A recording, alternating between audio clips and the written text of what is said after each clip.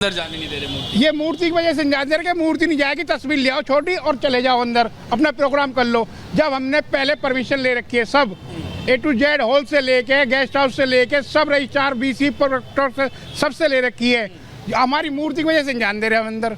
हर साल आप लोग हर साल 6 साल से हम प्रोग्राम कर रहे हैं, रजिस्ट्रार BC सब हमारे प्रोग्राम इनवाइट करते हैं, हम सब आते हैं और सब आते हैं।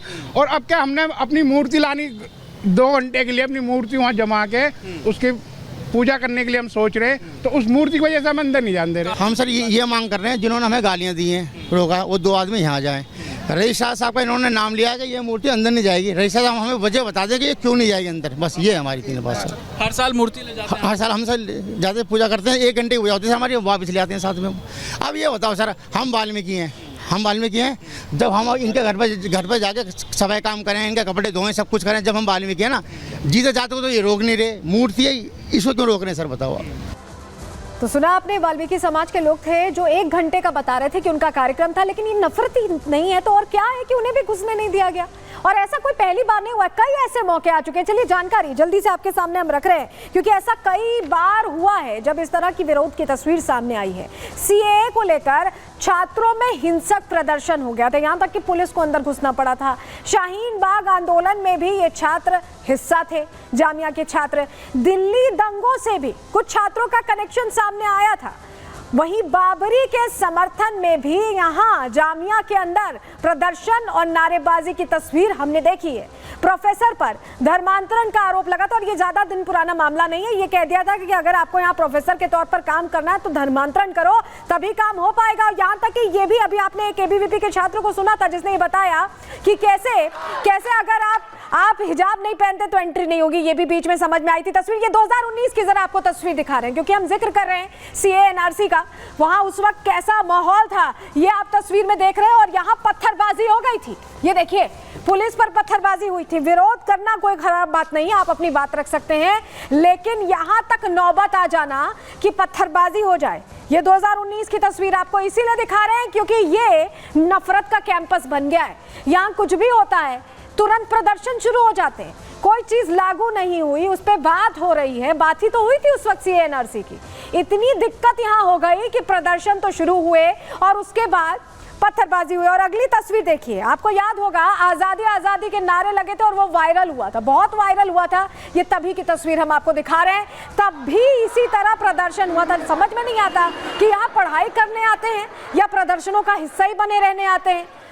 जहां पढ़ाई का आपको मौका मिल रहा है, लोगों के जो टैक्स पे कर रहे हैं उससे आप पढ़ रहे हैं, आपको हर सुविधा दी जा रही है, हाई क्लास यूनिवर्सिटी है, आप यहाँ पढ़ाई करिए, लेकिन यहाँ पर एक अलग एजेंडा चलता दिखाई दे रहा है और उस एजेंडे की तस्वीर बार बार ये सामने आती रही है। ऐसे में आखिर इनमें इतनी नफरत किसने भर दी है, ये प्रश्न बना हुआ है। और हिंदुस्तान में रहते हैं तो सेंटिमेंट्स की कम से कम इज्जत तो इन्हें करनी होगी।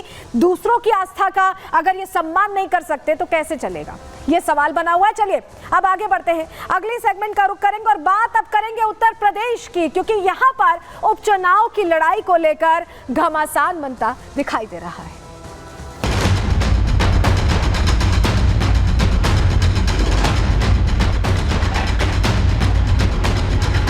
नाम लाल से लिखा जाएगा और सरकार आने पर का हिसाब किताब हो जाएगा। ये धमकियों से डराने की कोशिश मत करिए, लोकतंत्र धमकियों से नहीं चलता है।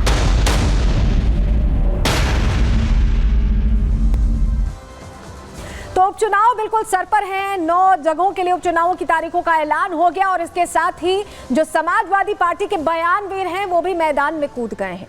लोकसभा चुनाव के जो नतीजे रहे उससे इतने उत्साहित हैं कि कुछ भी बेतुका बोलने से पीछे नहीं हट रहे।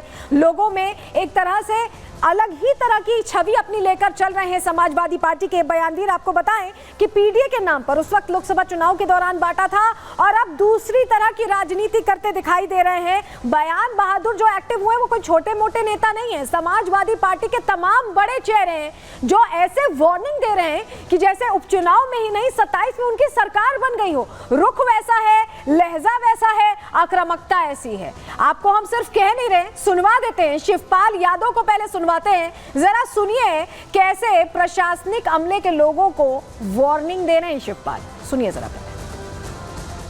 हमारे समाजवादी के जितने भी नेता कार्यकर्ता हैं तो उनका नाम लाल से लिखा जाएगा और सरकार आने पर 27 में सरकार बनाने जा रही जो और बता तब हिसाब किताब हो जाएगा। इंडिया गठबंधन मिलकर चुनाव लड़ेगा और 9 सीटें जीतेंगे। तो इससे पहले आपको बताएं शिवपाल यादव को हमने आपको सुनवा दिया, लेकिन राम गोपाल यादव ने, जो अखिलेश यादव के चाचा हैं, उन्होंने पहले क्या कहा था? उन्होंने अपने बयान से यू टर्न लिया, लेकिन आपको बता देते कि उनकी तरफ से भी बड़ा बयान आ गया था कि मुर्दों को जिंदा करते ही वो भूत बन जाते हैं। क्या क्या बातें कह रहे हैं सुनिए, और जस्टिस के पीछे पड़ जाते हैं। ये राम गोपाल यादव के बयान है। इतने सीनियर नेता होकर इस तरह की बातें कर रहे हैं। आपको अभी भी बाबरी मस्जिद और मंदिर दिख रहा है। सीजेआई पर राम गोपाल की ये अभद्र टिप्पणी सामने आई थी और इस तरह की टिप्पणी थी कि वो पूरा हम आपको बता भी नहीं सकते हैं। बयान पर बवाल जब बढ़ने लगा, जब प्रश्न पूछे जाने लगे, तो राम गोपाल यादव ने यू टर्न ले लिया और उस बयान से माफी मांग ली। अब आपको बताते हैं शिवपाल यादव का बयान। अभी हमने आपको सुनवाया भी। जिला प्रशासन पर भड़क रहे शिवपाल यादव। अभी सत्ता में नहीं है, सिर्फ लोकसभा चुनाव में अच्छा प्रदर्शन किया है समाजवादी पार्टी ने, और उसके बाद किस तरह की बातें आ रही हैं अधिकारियों की। शिवपाल को सीधी सीधी धमकी यहां सामने आ गई है। सपा कार्यकर्ताओं को शिवपाल ने सलाह दे दिया, ये कहिए कि टास्क दे दिया है कि लाल कलम से अधिकारियों का नाम लिख लो। जो जो अधिकारी काम नहीं कर रहे, जो जो अधिकारी चुभ रहे हैं, उनका नाम लिख लो, लिस्ट तैयार कर लो। 2027 में सपा सरकार बनने जा रही है। सपा सरकार बनाने जा रही है और सरकार बनते ही, अभी बनी नहीं है सरकार, अभी बहुत दूर है 27, लेकिन शिवपाल यादव कह रहे हैं कि सरकार बनते ही सबका हिसाब किताब होगा। तो एक शख्स आपको बताएं कि संवैधानिक अमले को चुनौती दे रहा है, सीजेआई को लेकर बड़ी बड़ी बातें कर रहा है, और एक शख्स समाजवादी पार्टी से जुड़ा हुआ सीनियर नेता वो प्रशासनिक अमले को अल्टीमेटम दे रहा है कि नाम लिखा जा रहा है। और इसको लेकर अब भारतीय जनता पार्टी पूछ रही है कि आखिर ये मनबड़ बयान क्यों बार बार दिए जा रहे हैं। सुनिए जरा। शिवपाल सिंह यादव जिस तरह की धमकी की भाषा का प्रयोग कर रहे हैं ना, इसी तरह की धमकी की भाषा का प्रयोग मुख्तार अंसारी के पुत्र भी चुनाव से पहले कर रहे थे। परिणाम क्या हुआ सबने देखा है। ये धमकियों से डराने की कोशिश मत करिए। लोकतंत्र धमकियों से नहीं चलता है। आप जनता के साथ संवेदनाओं से जुड़िए, जनता के बीच में काम करिए, तब जनता आशीर्वाद देती है। समाजवादी पार्टी का यही मूल चरित्र है कि वो पहले धमकी देते हैं, गाली देते हैं, हिंसा की कोशिश करते हैं, लेकिन समाजवादी पार्टी के इस चरित्र को जनता नकार चुकी है। लेकिन आपको हैरानी होगी ये जानकर कि सिर्फ शिवपाल यादव नहीं है जिन्होंने अल्टीमेटम दिया। इससे पहले विधानसभा चुनाव जब हो रहे थे पिछली बार, तो अब्बास अंसारी, उनको लग रहा था कि समाजवादी पार्टी की सरकार बननी है, तो इससे पहले वो भी ऐसे ही बोल रहे थे अधिकारियों को, वो भी ऐसे ही वार्निंग दे रहे थे। अब्बास अंसारी को सुनवा देते हैं जरा आपको।